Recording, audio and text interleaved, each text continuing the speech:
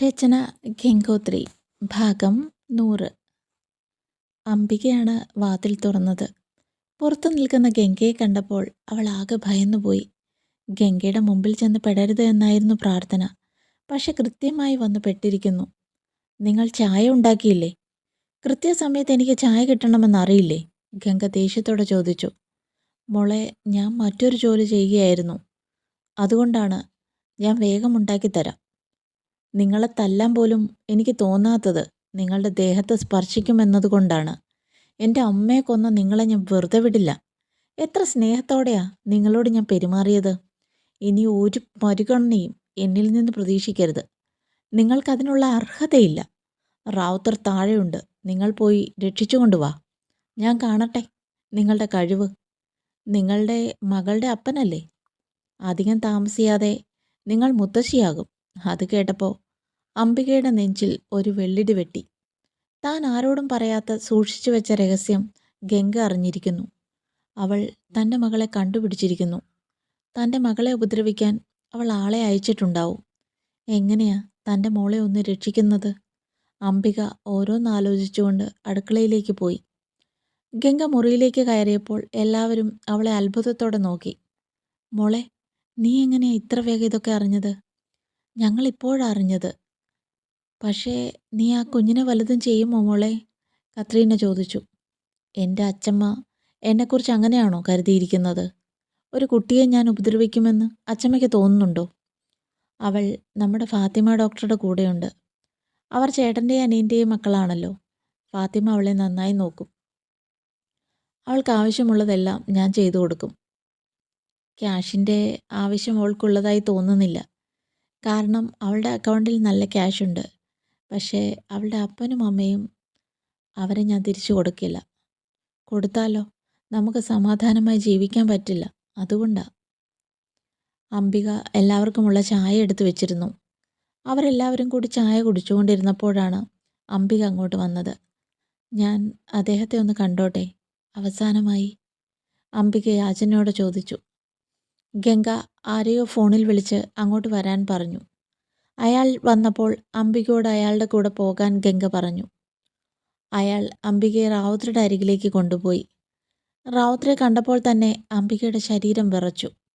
അയാളുടെ അവസ്ഥ കണ്ട് അവൾ നെഞ്ചുപൊട്ടി കരഞ്ഞു. ഇക്ക, ഞാൻ വന്നു.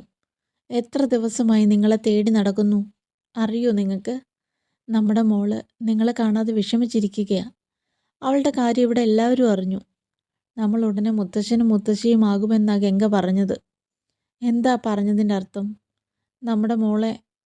അംബിക അതും പറഞ്ഞ് പൊട്ടിക്കരഞ്ഞു. റാവുത്തർ ദയനീയമായി അവളെ തലയുയർത്തി നോക്കാൻ ശ്രമിച്ചു. പക്ഷേ മുഖം മുഴുവൻ പൊള്ളിയിരിക്കുന്നത് കൊണ്ട്, കഴുത്തിന് നല്ല വേദന ഉണ്ടായിരുന്നതുകൊണ്ടും അദ്ദേഹത്തിന് മുഖം ഉയർത്താൻ സാധിച്ചില്ല.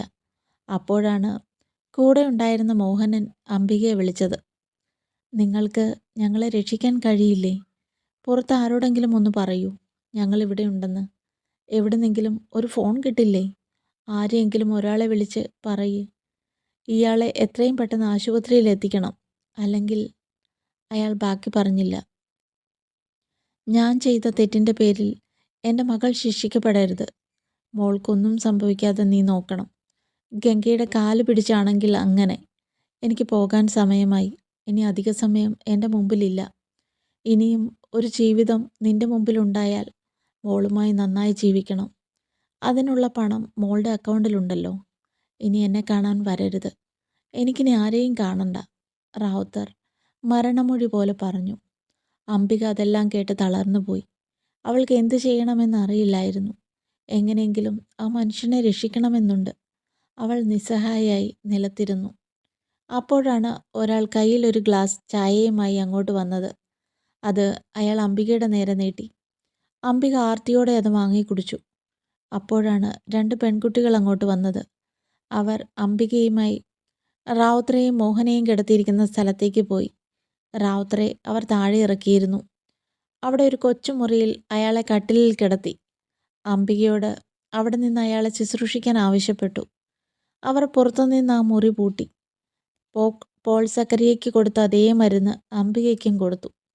അവരുടെ 2 പേരുടെയും കാര്യത്തിൽ ഏകദേശം തീരുമാനമായി. റാവുതർക്ക് സ്വയം കുറ്റബോധം തോന്നാനുള്ള സമയമാണ് ഗംഗ അയാൾക്ക് കൊടുത്തത്. കല്യാണ വീട്ടിലേക്ക് ഓരോരുത്തരായി വരാൻ തുടങ്ങി. ഗംഗോത്രി ഭവൻ ദീപാലങ്കൃതമായി. ബ്യൂട്ടീഷ്യന്മാർ രാവിലെ തന്നെ എത്തി. സുമിത്രയെയും കാഞ്ചനയെയും അവർ ഒരു മുറിയിലേക്ക് കയറ്റി. 9 മണിയായപ്പോൾ തന്നെ എല്ലാവരും വീട്ടിൽ നിന്നിറങ്ങി. മുരിക്കുംപുഴ ക്ഷേത്രത്തിൽ വെച്ചായിരുന്നു വിവാഹം. 4 പേരും ഒരു വണ്ടിയിലാണ് പോയത്. ഡ്രൈവർ അവരെ അമ്പലത്തിന് മുമ്പിൽ ഇറക്കി. ആദ്യം പോയവർ അവരെ കാത്ത് അവിടെ നിൽപ്പുണ്ടായിരുന്നു. എല്ലാം റെഡിയല്ലേ? കാർത്തി പൂജാരിയോട് ചോദിച്ചു. അതെ. അവരെ മണ്ഡപത്തിലേക്ക് കയറ്റിക്കോളൂ. അവിടെ ഉണ്ടായിരുന്ന ഒരു പൂജാരി പറഞ്ഞു. ഗംഗ എവിടെ? അവൾ ഇതുവരെ വന്നില്ലല്ലോ. കാർത്തി പരിഭ്രമത്തോടെ കാവ്യയോട് ചോദിച്ചു. അത് ചേട്ടാ, എത്തേണ്ട സമയമായി. പക്ഷെ ഇതുവരെ എത്തിയില്ല. ചേട്ടൻ ടെൻഷൻ ആവണ്ട, ഞാനൊന്ന് വിളിച്ചു നോക്കട്ടെ. കാവ്യ ഫോണും എടുത്തുകൊണ്ട് അമ്പലത്തിൻ്റെ പുറത്തേക്ക് പോയി. ശിവറാമും മകളെ കാണാത്ത പരിഭ്രമത്തിലായിരുന്നു. ചുറ്റിലും നിന്നവർ എന്തൊക്കെയോ പിറുപിറുക്കാൻ തുടങ്ങി. മിക്കവാറും അച്ഛൻ്റെ 2ാം കല്യാണം കാണാൻ കഴിയാതെ ആ കുട്ടി എങ്ങോട്ടെങ്കിലും പോയിട്ടുണ്ടാവും. കൂട്ടത്തിൽ ആരോ ഒരാൾ പറഞ്ഞു.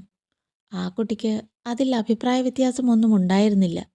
മറ്റൊരാൾ അതിന് മറുപടി പറഞ്ഞു. അതൊക്കെ വെറും തോന്നലാ. ആദ്യം വൈഗ എന്നൊരുത്തെ കല്യാണം കഴിച്ചതാ. അവരെ ഇറക്കിവിട്ടത് ഈ ഗംഗയായിരുന്നു. ചുറ്റിലും നിന്നവർ ഓരോന്ന് പറഞ്ഞുകൊണ്ടിരുന്നു. തുടരും.